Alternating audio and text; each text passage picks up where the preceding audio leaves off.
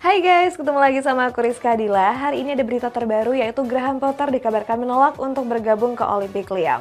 Sementara Thomas Tuchel dilaporkan berseteru dengan petinggi Bayern Munchen. Simak selengkapnya di Cetak Gol Harian berikut ini. Kita awali berita hari ini dari hasil pertandingan kualifikasi Piala Euro di mana Prancis menjadi pemuncak klasemen grup B usai mengalahkan Irlandia dengan 2 gol tanpa balas. Sedangkan Polandia masih terbuka untuk lolos ke Piala Euro setelah meraih kemenangan penting atas Kepulauan Faroe. Timnas Prancis kembali memetik kemenangan di laga lanjutan kualifikasi Piala Euro. Dalam laga tersebut, skuad Le Bleu memperdaya Irlandia dengan skor 2-0. Prancis menutup babak pertama lewat gol tunggal dari Aurelien Tchouameni di menit ke-15. Memasuki babak kedua, skuad Le Bleu menggandakan keunggulan melalui Marcus Thuram. Hasil ini membuat Prancis semakin kokoh di puncak klasemen sementara grup B. Timnas Polandia memetik kemenangan di pertandingan kelima kualifikasi Piala Euro. Dalam laga tersebut, Jakub Kiwior dan kawan-kawan memperdaya Kepulauan Faroe dengan 2 gol tanpa balas. Robert Lewandowski menjadi aktor kemenangan dengan menciptakan 2 gol. Sampai peluit panjang dibunyikan, Kepulauan Faroe gagal melesakkan satupun gol balasan. Kemenangan ini membuat Polandia merangsek ke peringkat 3 klasemen sementara grup E. Mereka masih berpeluang lolos ke babak selanjutnya dengan menjadi pemuncak klasemen. Timnas Denmark berhasil meraih kemenangan telak setelah memperdaya San Marino dengan 4 gol tanpa balas. Sedangkan Belanda juga meraih kemenangan telak usai membebat habis Yunani dengan skor 3-0. Timnas Denmark menjalani pertandingan kelima kualifikasi Piala Euro dengan hasil yang positif. Skuad dinamit memperdaya San Marino dengan keunggulan telak yakni 4-0. 4 gol Timnas Denmark dilesakan lewat Pierre-Emil Højbjerg, Joachim Mahler, Jonas Wind, dan gol bunuh diri dari Roberto Di Maio. Kemenangan ini membuat Denmark merangsek ke peringkat kedua, sedangkan San Marino menjadi juru kunci klasemen grup H dengan belum meraih satupun kemenangan. Timnas Belanda meraih kemenangan saat menjamu Yunani dalam lanjutan kualifikasi Piala Euro. Skuad Orange sukses membabat habis sang tamu dengan keunggulan 3 gol tanpa balas. Keunggulan Belanda dibuka oleh Martin de Roon di menit ke-17 lewat skema tendangan pojok. 14 menit berselang giliran Cody Gakpo yang mencetak gol kedua skuad Orange. Dominasi Belanda di babak pertama ditutup dengan gol sundulan terukur Wout Weghorst di menit ke-39. Skuad asuhan Ronald Koeman gagal menambah pundi-pundi gol di babak kedua. Kemenangan 3-0 ini membuat skuad Orange berada di peringkat kedua grup B di bawah Timnas Prancis. Kita jauh ke hasil pertandingan kualifikasi Piala Afrika di mana Timnas Ghana dipastikan lolos sebagai pemuncak klasemen grup E usai meraih kemenangan atas Afrika Tengah. Selain Ghana, Aljazair juga dipastikan lolos meskipun ditahan imbang Tanzania di laga terakhirnya. Timnas Ghana kembali meraih 3 poin di laga terakhir fase grup kualifikasi Piala Afrika. Skuad The Black Stars berhasil menumbangkan Republik Afrika Tengah dengan skor 2-1. Republik Afrika Tengah sebenarnya berhasil unggul lebih dulu lewat aksi dari Louis Mafouta di menit ke-23. Namun Mohamed Kudus berhasil menyamakan kedudukan lewat golnya di menit ke-43. Pemain West Ham United ini berhasil mencetak gol lewat skema tendangan bebas. Skuad The Black Stars berhasil mengunci kemenangan lewat gol dari Ernest Nuamah di menit ke-88. Hasil ini pun membawa Ghana mengamankan 1 tiket ke Piala Afrika 2024 yang akan dihelat di Pantai Gading. Timnas Aljazair gagal meraih kemenangan di partai terakhir kualifikasi Piala Afrika 2024. Dalam laga itu, skuad El Qadra hanya bisa meraih hasil imbang 0-0 saat menghadapi Tanzania. Riyad Mahrez dan kawan-kawan sebenarnya tampil dominan dengan memegang kendali permainan. Aljazair berhasil mencatatkan persentase penguasaan bola sebesar 81%. Namun penyelesaian akhir yang buruk membuat skuad El Qadra gagal mencetak gol. Hasil ini membuat Aljazair lolos ke Piala Afrika 2024 yang digelar di Pantai Gading. Skuad asuhan Jamal Belmadi bertengger manis di puncak grup F dengan raihan 16 poin. Sementara Tanzania juga berhasil lolos ke Piala Afrika 2024 sebagai runner-up grup F. Timnas Tunisia berhasil menutup kualifikasi Piala Afrika dengan kemenangan besar atas Timnas Botswana. Skuad Elang Kartago berhasil mempercundangi Botswana dengan skor 3-0. Sepanjang babak pertama, Tunisia masih kesulitan membobol gawang Botswana. Keran gol anak asuh Jalal Kadri baru terbuka di babak kedua. Alford Pelavi mencetak gol ke gawangnya sendiri yang membuat Tunisia unggul 1-0 di menit ke-60. Sementara 2 gol lainnya dilesakan lewat brace dari Youssef Sakini di menit ke-82 dan 93. Dengan hasil ini, Tunisia berhak lolos ke Piala Afrika 2024 setelah memuncaki grup J. Sementara Botswana hanya mampu finish di peringkat ketiga dengan raihan 4 poin. Kalau tadi dari hasil pertandingan, kita masuk sesi konferensi pers. Ada Luis de la Fuente yang memanggil Lamine Yamal untuk kualifikasi Piala Euro.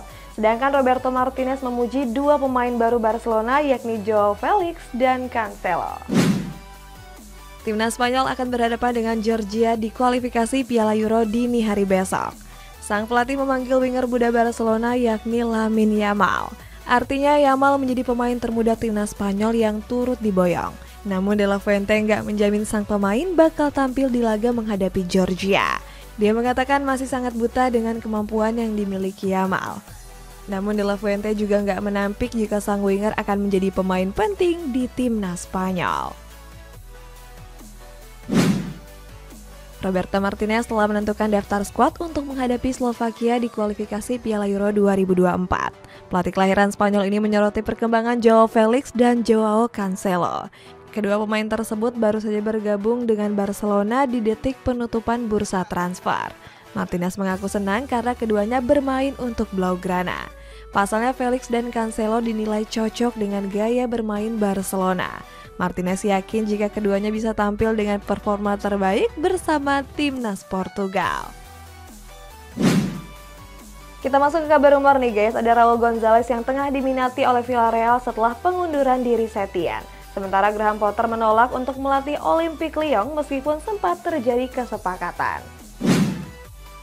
Villarreal mulai mencari pelatih baru setelah Setien mengundurkan diri. Dilansir dari The Athletic, manajemen dilaporkan tengah melirik Raul Gonzalez. Mereka menilai Raul memiliki rekam jejak yang baik saat mengasuh Real Madrid Castilla. Peluang Villarreal untuk menggait Raul juga dinilai cukup terbuka. Sebab Raul sendiri tertarik dengan proyek yang telah dipresentasikan kepadanya. Selain itu, Raul juga memiliki hubungan yang cukup dekat dengan pemilik Villarreal yakni Fernando Roig.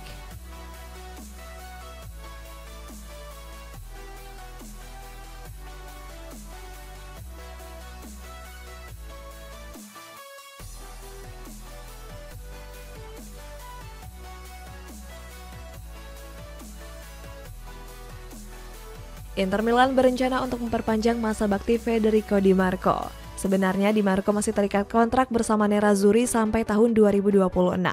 Akan tapi dirinya masih menjadi rebutan 2 klub raksasa seperti Real Madrid dan Manchester United. Mendengar hal itu, manajemen Nerazzurri ogah melepas sang pemain ke klub lain. Mereka menilai Di Marco adalah salah satu aset terpenting di masa depan.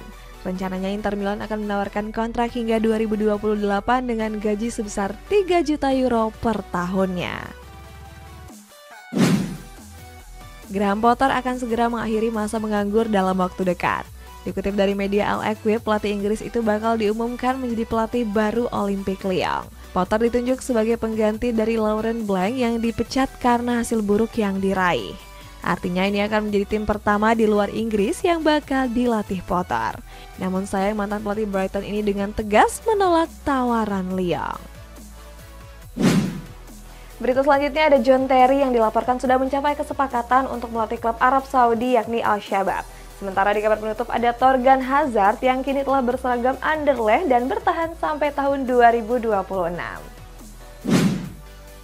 Al-Shabab mendapat angin segar dalam perekrutan John Terry sebagai pelatih.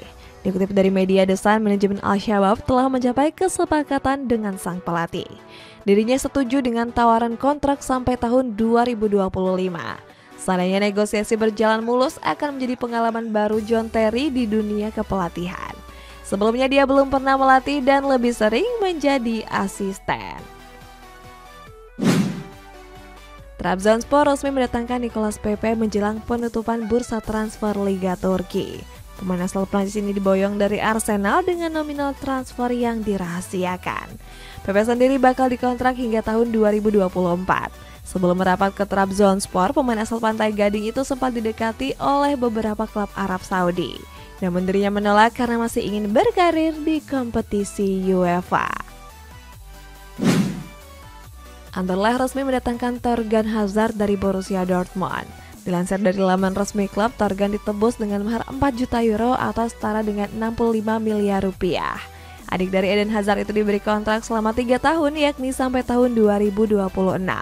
Setelah diresmikan, Thorgan Hazard merasa bahagia setelah bergabung ke klub raksasa Belgia tersebut. Sebab dia bisa berkumpul kembali bersama keluarganya yang saat ini tinggal di Belgia. Selain itu, Thorgan juga merasa terkesan dengan proyek dan kualitas klub yang dimiliki oleh Anderlecht. Thomas Tuchel dikabarkan berseteru dengan petinggi Bayern Munchen. Kabarnya perseteruan itu berawal di mana Tuchel merasa kurang puas dengan rekrutan baru di Rotan. Padahal Bayern Munchen sudah mendatangkan pemain kenamaan seperti Harry Kane dan Kim Min-jae. Namun Tuchel menyebut jika manajemen gagal mendatangkan 4 pemain incarannya. Mereka adalah Kepa Arrizabalaga, Declan Rice, Trevoh Chalobah hingga Joao Palhinha. Tuchel menilai manajemen terlalu pelit mengeluarkan uang demi bisa menebus ke-4 pemain tersebut. Guys, kita masuk ke baca komentar. Ini dari Naufal. Semoga MU bisa lebih baik lagi habis jeda internasional. Kalau menurut kalian guys, pasca jeda internasional nanti penampilan mereka bakal lebih baik atau lebih buruk? Komen di bawah ya. Sampai jumpa.